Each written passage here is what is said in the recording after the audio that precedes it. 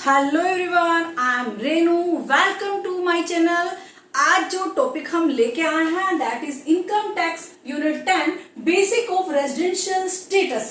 अभी जो income tax के जो बेसिक है, हमारे इनकम टैक्स बेसिक, उसकी वीडियो अब चैनल पर अपलोड कर दी गई है। आप उस वीडियो को देखकर अपने इनकम टैक्स के बेसिक से रिलेटेड जो भी आपके क्वेश्चन है आप उनको क्लियर कर सकते हैं। Let's start. Basic of residential status कराने से पहले मैं आप लोगों से, आप सभी बच्चों से पूछना चाहूंगी, आप लोगों की, आप बच्चों की यहाँ पे एग्जाम की प्रिपरेशन कैसे चल रही है। अगर आपको एग्जाम की प्रिपरेशन करने में थोड़ा सा भी डाउट आ रहा है या फिर आपको कोई टॉपिक समझ में नहीं आ रहा है तो आप प्लीज कमेंट में लिखिए और मैं उस टॉपिक से रिलेटेड यहाँ पे स्पेशल वीडियो आपकी रिक्वेस्ट पे बनाई जाएगी। Okay, let's start.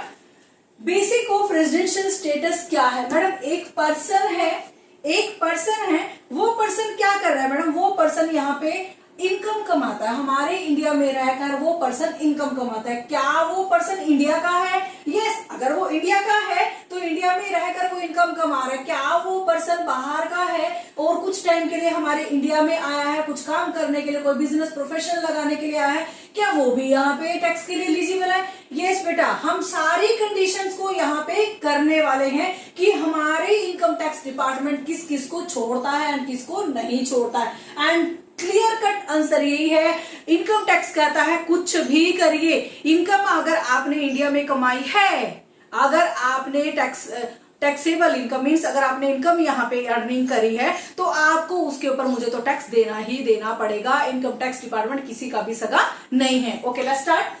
पर्सन के बारे में मैंने बोला, पर्सन की वीडियो, उसके बारे में पूरी डिटेल लास्ट वीडियो में आपको इनकम टैक्स बेसिक में आपको मिल जाएगी। आप जाके वहां पे उसको सर्च कर सकते हैं। ये पर्सन वो पर्सन है जो टैक्स देने के लिए एलिजिबल है, जिसके ऊपर इनकम टैक्स डिपार्टमेंट ने इस पर्सन की टोटल इनकम को टैक्सेबल के लिए एलिजिबल माना है। कौन पर्सन है मैडम? वो पर्सन जो इंडिया में पैसे कमा रहा है या इंडिया में पैसे कमा रहा है, ठीक है, उसकी जो टोटल इनकम है, इनकम टैक्स डिपार्टमेंट बोलता है, income tax income tax act 1961 के अंदर कि वो टैक्स देने के लिए एलिजिबल है। बट क्या वो पर्सन इंडिया का है या वो पर्सन इंडिया से बाहर का है? भाई साहब, मैंने तो अभी आपको एक चीज क्लियर कट बताई है कि अगर वो पर्सन इंडिया का है तब भी उसको यहाँ पे टैक्स देना पड़ेगा, अगर वो पर्सन बाहर का है तब भी उसको टैक्स देना पड़ेगा। मैडम, उसको टैक्स क्यों देना पड़ेगा? क्योंकि वो तो नॉन रेजिडेंट है, एनआरआई है। बेटा, अगर वो इंडिया से किसी ना किसी चीज से रिलेट करता है, इट मीन्स कैसे रिलेट करेगा? अगर वो यहाँ पे अर्निंग कमाने के लिए यहाँ पे इंडिया में आया हुआ है, अगर वो अपने बिजनेस प्रोफेशन के लिए, अपने बिजनेस प्रोफेशन से कोई अर्निंग करने के लिए इंडिया में आया हुआ है, किसी ना किसी टाइप से कनेक्टेड है वो इंडिया से, तो हम उसकी इनकम को भी यहाँ पे नहीं छोड़ेंगे। हम इनकम टैक्स डिपार्टमेंट वाले हैं, हम कहते हैं भाई साहब आप जो भी हो, बट अगर आपने इंडिया में रहकर इनकम को कमाया है, अगर आपने इंडिया में रहकर इनकम को कमाया है, चाहे वो आप रेसिडेंट हो जो यहीं के परमानेंट हो या फिर आप नॉन रेसिडेंट हो, हम तो आपको हर केस में पकड़ेंगे। हमें तो आपसे यहाँ पे टैक्स तो लेना ही लेना है। क्लियर? ओके मैडम, पर्सन के बारे में तो आपने बता दिया, वो रेसिडेंट भी हो सकता है, नॉन रेसिडेंट भी हो सकता है। मैडम, अब जो ये पर्सन है, अब ये जो पर्सन है और ये जो इंडिविजुअल और एचयूएफ है, अब देखो, ठीक है मैडम, ये भी तो इसी में आते हैं। इंडिविजुअल और जो एचयूएफ है उनके इसमें क्या होगा? अगर कोई इंडिविजुअल है, एचयूएफ है, उसमें भी अगर कोई रेसिडेंट है, वो भी टैक्स देगा। एंड अगर कोई ऑर्डिनरी रेसिडेंट है वो भी टैक्स देगा। एंड अगर कोई नॉट ऑर्डिनरी रेसिडेंट है तो वो भी टैक्स देगा। मैडम, ये क्या है? यस बेटा, इंडिविजुअल और एचयूएफ के केस में जो अगर एक रेसिडेंट है उसको दो पार्ट्स में डिवाइड किया गया है, ordinary resident and not ordinary resident. Her resident को यहाँ पे इनकम टैक्स डिपार्टमेंट नहीं छोड़ेगा, उनसे भी यहाँ पे टैक्स वो कलेक्ट करके ही रहेगा। अब मैडम यहाँ पे क्या है? और अगर पर्सन इंडिविजुअल एचयूएफ के अलावा अगर कोई है, अगर कोई बचा है, कौन बचा मैडम? कोई कंपनी बची है, कोई फर्म बची है, कोई एओपी बची है, एसोसिएशन ऑफ पर्सन बचा है, ठीक है, कोई भी ऐसा अगर जुडिशियल पार्टी अगर कोई बची है तो उनका यहाँ पे क्या होगा? जो भी लोग हमारे यहाँ कवर नहीं होते हैं, हर उस पार्टी को हम यहाँ पे टैक्स लेने के लिए या इस पार्ट में इंक्लूड कर लेते हैं। मैडम, क्यों? क्योंकि इंडिया तो टैक्स लेता ही लेता, हर कंट्री लेती है, बट हम तो इंडिया में रहते, हम तो इंडिया की बात करेंगे। अब इंडिया तो किसी पर्सन को नहीं छोड़ता है। अगर आप इनकम कमा रहे हैं तो आप भाई थोड़ी सी जेब मेरी भी भर दीजिए, ठीक है। तो इनकम डिपार्टमेंट का ये कहना है। तो यहाँ पे अगर अदर केसेस में अगर कोई कंपनी है, फर्म है, या फिर आपकी बिजनेस ऑफ एसोसिएशन है या एसोसिएशन ऑफ पर्सन है, ठीक है, अगर आपकी कोई एसोसिएशन ऑफ पर्सन है, कोई भी है, उनको भी दो केस में हम बांटा गया है, वो रेसिडेंट है या नॉन रेसिडेंट है, उस पर्सन को भी यहाँ पे टैक्स देना पड़ेगा। मैडम अब आपने सारा कुछ तो बता दिया, अब इसके बारे में बता दिया आपने, इंडिविजुअल, एचयूएफ, अदर्स, कैसे डिसाइड करेंगे वो पर्सन इंडिया का है या नहीं है, कैसे डिसाइड करेंगे। सबसे मेन क्वेश्चन यहाँ पे आ जाता है। देखो पर्सन कौन है, वो पर्सन जो इंडिया में प्रीवियस ईयर में मींस एक साल में 182 डेज या फिर उससे ज्यादा रहता है। अगर वो 182 डेज और ज्यादा इस प्रीवियस ईयर में या फिर लास्ट प्रीवियस ईयर में हमारे इंडिया में रह रहा है, इट मीन्स वो पर्सन भी यहाँ का रेसिडेंट माना जाएगा। हम यहाँ पे क्या क्लैरिफाई कर रहे हैं मैडम, यहाँ पे हम रेसिडेंट की डेफिनेशन को क्लैरिफाई कर रहे हैं। किसको? रेसिडेंट की डेफिनेशन को। मैडम ये पर्सन रेसिडेंट कैसे माना जाएगा? रेसिडेंट माना जाएगा अगर वो इंडिया में 365 डे में से टोटल 182 डेज या फिर उससे ज्यादा प्रीवियस ईयर के अंदर रहता है, तो वो पर्सन इंडिया का रेसिडेंट होता है। क्लियर? मैडम दूसरा केस यहाँ पे क्या है? दूसरा केस ये है अगर वो पर्सन 60 डे, मैडम 60 डे, यहाँ पे 182 डेज, यहाँ पे 1 प्रीवियस ईयर की बात हो रही है, only 1 previous year. Okay madam 60 day या फिर उससे ज्यादा रेलेवेंट प्रीवियस ईयर मींस उससे जुड़े रेलेवेंट प्रीवियस ईयर, मतलब हर साल में वो 60 साल सॉरी 60 डे ऐसे अगर वो रहता है, ठीक है, मींस उस पर्सन को यहाँ पे इंडिया में 365 डे टोटल रहना है 4 प्रीसीडिंग ईयर्स में। 4 प्रीसीडिंग ईयर मींस लगातार, मान लीजिए 2021 में रहा, 22 में रहा, 23 में रहा, 24 में रहा, उसके 4 प्रीसीडिंग ईयर अगर 365 डेज कैलकुलेट करते हैं तब भी वो पर्सन यहाँ पे रेसिडेंट माना जाएगा। I hope you all clear about the who is person,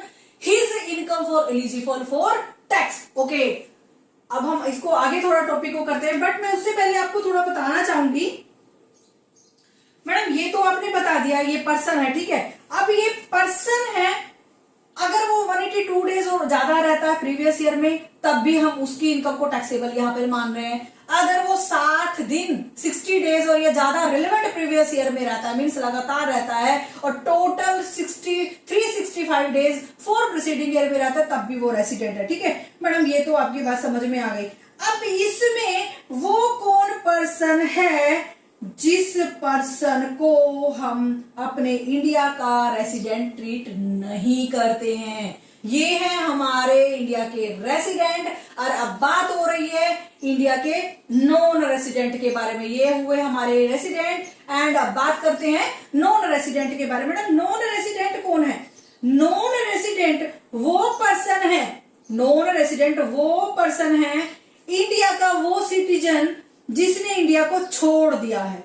India का वो पर्सन जिसने इंडिया को छोड़ दिया है और वो एम्प्लॉयमेंट के लिए मींस नौकरी करने के लिए वो बाहर चला गया है, ठीक है।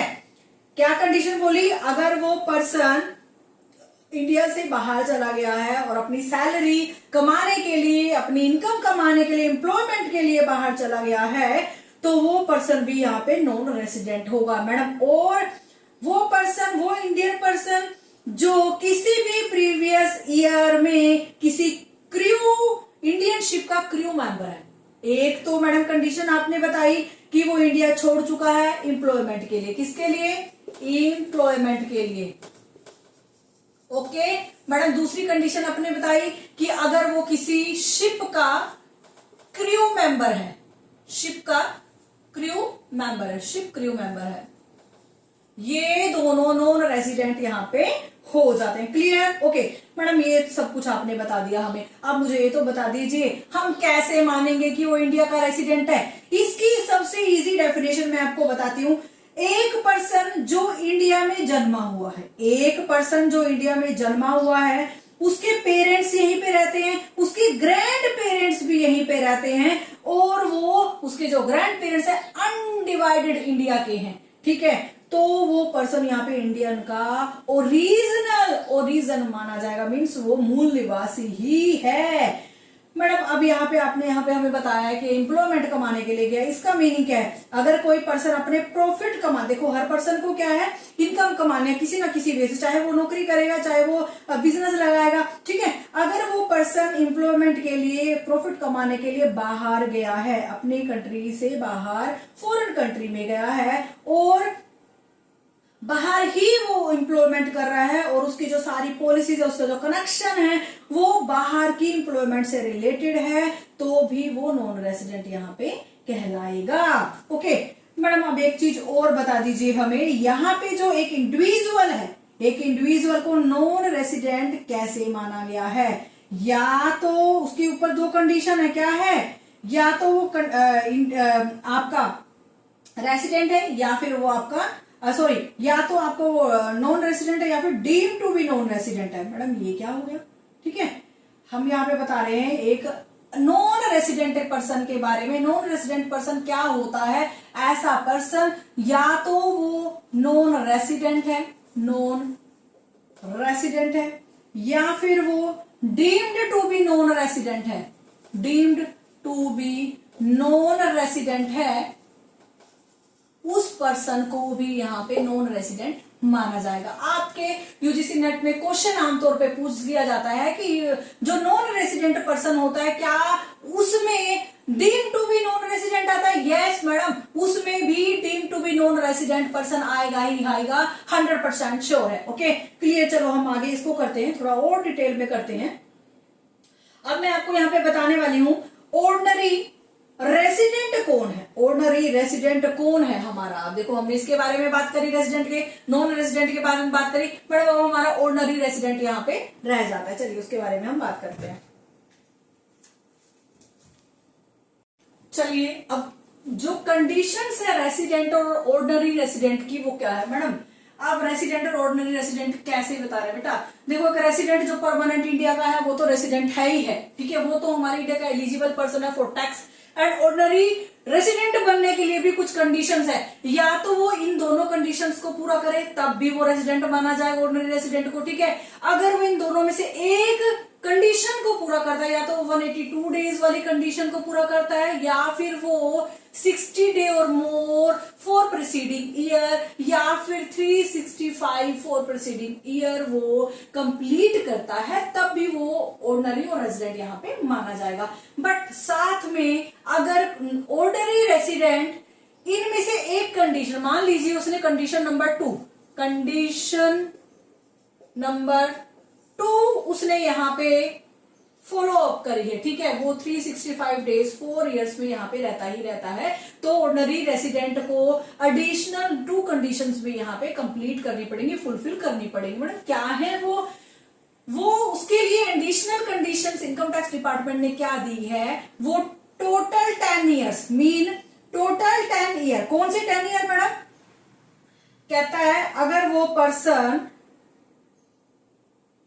इंडिया का रेसिडेंट है, अगर वो इंडिया का रेसिडेंट अपने आप को बनाना चाह रहा है, ऑर्डिनरी रेसिडेंट से प्योर रेसिडेंट में आना चाह रहा है, तो या तो वो एक कंडीशन इन दोनों में से फुलफिल करेगा, हो गया, या फिर वो क्या करेगा, जो इसके 10 प्रीसीडिंग ईयर है मैडम, 10 प्रीसीडिंग ईयर कैसे बोलते? लगातार 10 सालों में से 2 साल लगातार अगर वो किसी प्रीवियस ईयर में रहा है, तब भी वो यहाँ पे ऑर्डिनरी रेसिडेंट से रेसिडेंट में आ सकता है। दूसरा, अगर वो पर्सन 730 डेज, टोटल 730 डे और मोर, 730 दिन या फिर उससे ज्यादा 7 प्रीवियस ईयर में रहा है, तो भी वो ऑर्डिनरी रेसिडेंट और रेसिडेंट माना जाएगा।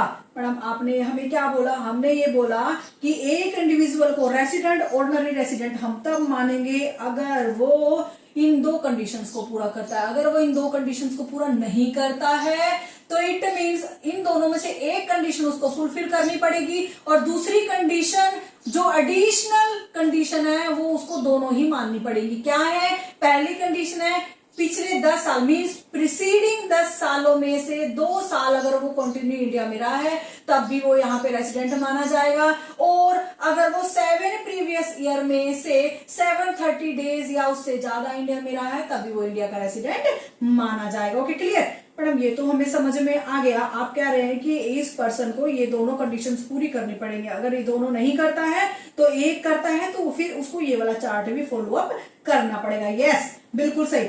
अब मैं आपको बता रही हूँ, ये तो उसकी कंडीशंस हो गई, ठीक है मैडम। अब जो इंडिविजुअल है, इंडिविजुअल को अभी आपने देखा हमने 4 पार्ट्स में उसको डिवाइड किया। क्या किया? Resident, non resident, resident and ordinary resident, and ordinary but not ordinary resident. समझ में आया? Resident, non resident, resident and ordinary resident, और fourth category resident but not ordinary resident. ठीक है, ओके मैडम, ठीक है, समझ में आ गया। अब रेसिडेंट के केस में आपने बोला कि उस पर्सन को ये 2 कंडीशन पूरी करनी पड़ेगी तो वो completely full fledged resident person है। मैडम नॉन रेसिडेंट अगर वो इन 2 कंडीशंस को पूरा नहीं करता तो एनआरआई है, नॉन रेसिडेंट है। अगर वो रेसिडेंट है एंड ऑर्डिनरी रेसिडेंट है तो दोनों में से एक कंडीशन को कोई भी पूरा करता है, साथ में एडिशनल कंडीशंस को पूरा करता है, तब भी वो यहाँ का रेसिडेंट माना जाता है। और fourth case in resident but not ordinary resident. Madam but not ordinary resident it means अगर वो 2 कंडीशन में से कोई बेसिक कंडीशन पूरा करता है बट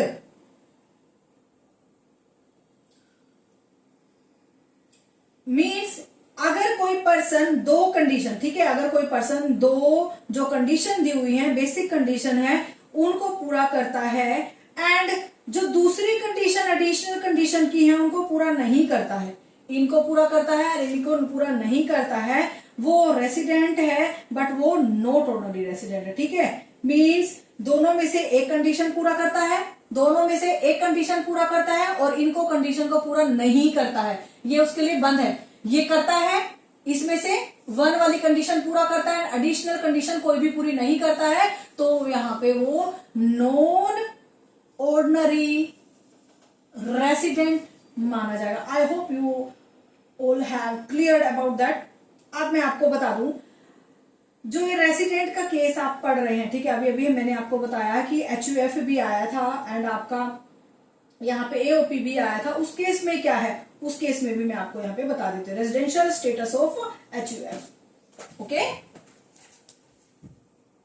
चलिए रेजिडेंशियल स्टेटस ऑफ HUF क्या है मैडम, HUF को कैसे इंडिया का रेसिडेंट हम मानते हैं उसके रिगार्डिंग हम बात करते हैं। इसको भी 4 कैटेगरीज में कैटेगराइज किया गया है, resident, non resident, resident but ordinary resident, resident but not ordinary resident. Okay clear madam. Resident कौन है, देखो फटाफट से हम इसकी रिवीजन कर लेते हैं। मैडम रेसिडेंट कौन है, वो रेसिडेंट जिसके बिजनेस का full control and management and जो उसके अफेयर्स है, अफेयर्स मीन जो उसके काम से रिलेटेड जो भी चीजें हैं, जैसे कि उसकी बिजनेस की मीटिंग्स होती हैं वो भी इंडिया में है, उसके ऑफिसेस इंडिया में हैं, तो वो फुली रेसिडेंट यहाँ पे माना जाएगा। अब मैडम नॉन रेसिडेंट के केस में कौन है, नॉन रेसिडेंट के नाम समझ में आ रहा है, जिसका पूरा सेटअप ही बाहर है, outside India, means control management, उसकी मीटिंग्स वगैरह बाहर होती हैं, सेटलमेंट बाहर होती है, बाहर के ही उसका सारा कुछ सिस्टम है, ऑफिस की ब्रांचेस बाहर हैं, तो उस पर्सन को हम यहाँ पे नॉन रेसिडेंट बोलेंगे। क्लियर, ये इंडिया का रेसिडेंट नहीं है। And resident but ordinary resident कौन है, ओके मैडम रेसिडेंट तो है, ये वाला रेसिडेंट तो है बट ऑर्डिनरी रेसिडेंट है। इस केस में क्या है, रेसिडेंट की जो 2 कंडीशंस HUF में आती हैं, अगर उसने उन दोनों कंडीशंस को फुलफिल किया है, अगर उसने उन दोनों कंडीशंस को फुलफिल किया है, कौन सी कंडीशन थी मैडम, इट मीन्स अगर वो इंडिया का रेसिडेंट है तो जो कर्ता है ना, कर्ता HUF में कौन होता है मैडम, कर्ता होता है, कर्ता। अब इस कर्ता के जितने भी फैमिली मेंबर्स है वो कहीं रहते हैं, हमें कोई मैटर नहीं करता, लेकिन जिसके नाम से HUF रजिस्टर्ड है ये कर्ता है, अगर ये इंडिया में रहता है या नहीं रहता है, इसी के स्टेटस से ही हम इसका रेजिडेंशियल स्टेटस यहाँ पे निकालते हैं। Okay clear madam. जो करता है अगर वो इंडिया का रेसिडेंट है बट ऑर्डिनरी रेसिडेंट है, कैसे आप बताएंगे? इसके लिए उसको बहुत कंडीशंस को फुलफिल करना पड़ता है। वो कंडीशंस क्या है? अगर कोई करता 10 सालों में से मीन्स 10 प्रीवियस ईयर में से 2 प्रीवियस ईयर, 10 ईयर में से 2 प्रीवियस ईयर और प्रीसीडिंग प्रीवियस ईयर अगर वो इंडिया में रहता है तो वो रेसिडेंट है बट ऑर्डिनरी रेसिडेंट है। ठीक है। और दूसरी कंडीशन मैडम उसके लिए क्या है? उसके लिए इंडिया में अगर वो एटलीस्ट 730 डेज, इसके रिगार्डिंग अभी हमने पढ़ा है। ठीक है। अगर वो इंडिया में 730 days 7 previous year immediately preceding years में रहता है तब भी वो करता ऑर्डिनरी रेसिडेंट है मैडम। ठीक है।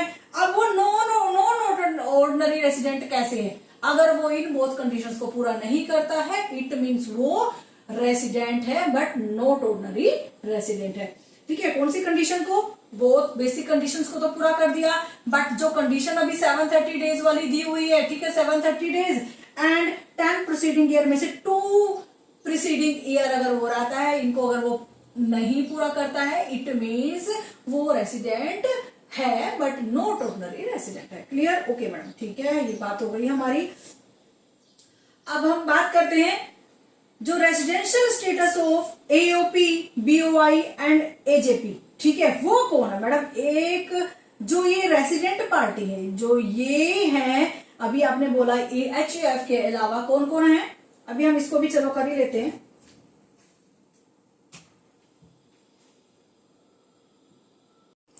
चलिए, residential status of AOP, body of individual and AJP का क्या है? अगर उनके बिजनेस का कुछ भी पार्ट, अगर इनके बिजनेस का कुछ भी पार्ट इंडिया से कनेक्टेड है, या फिर उनकी मीटिंग्स यहाँ पे होती हैं, या फिर उनका कुछ होल पार्ट का सम पार्ट यहाँ पे इंडिया में कनेक्टेड है, इट मीन्स हम उन पर्सन्स को यहाँ पे रेसिडेंट ऑफ इंडिया मानते हैं। मीन्स कंट्रोल एंड मैनेजमेंट, अगर control and management part in India, it means it called B purely resident of India. और अगर उसकी मीटिंग्स इंडिया में चलती हैं, इंडिया मीटिंग्स के लिए, उसके अपने काम के लिए, बिजनेस के अफेयर्स के लिए अगर उसको इंडिया में आना पड़ता है, बार बार आना पड़ता है, तब भी वो इंडिया का रेसिडेंट माना जाएगा। मैडम और नॉन रेसिडेंट कौन हुआ AOP, BOI के केस में?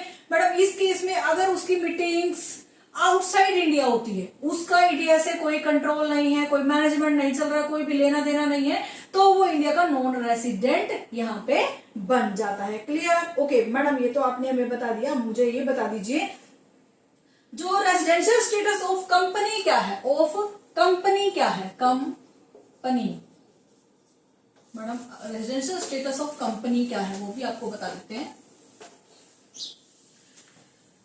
कंपनी के केस में क्या है कि अगर वो इंडिया कंपनी है, इंडियन कंपनी, देखो समझ में आ रहा है, इंडियन कंपनी है तो वो रेसिडेंट है। ठीक है। कंपनी के केस में अगर वो इंडियन कंपनी है, ऑलवेज इंडिया में रहते तो रेसिडेंट है। अगर कोई फॉरेन कंपनी है, अगर कोई फॉरेन कंपनी है, ठीक है, फॉरेन कंपनी है और उसका जो कंट्रोल एंड मैनेजमेंट किसी तरीके से इंडिया से जुड़ा हुआ है, किसी तरीके से इंडिया से जुड़ा हुआ है, तो वो भी रेसिडेंट यहाँ पे बन जाता है। ठीक है। और नॉन रेसिडेंट को कौन हुआ मैडम? वो नॉन रेसिडेंट कैसे हुआ? नॉन रेसिडेंट, फॉरेन कंपनी का रेसिडेंट और नॉन रेसिडेंट हम बता रहे हैं। रेसिडेंट मैंने बता दिया कि अगर इंडिया में उसके मैनेजमेंट का, कंट्रोल का, उसके मीटिंग्स का कुछ भी यहाँ पे पार्ट उस कंपनी का यहाँ पे इंडिया में होता है, इट मीन्स उसको भी हम यहाँ पे रेसिडेंट मानते हैं। एंड नॉन रेसिडेंट कौन हुआ? Non resident means not connected from India, not connected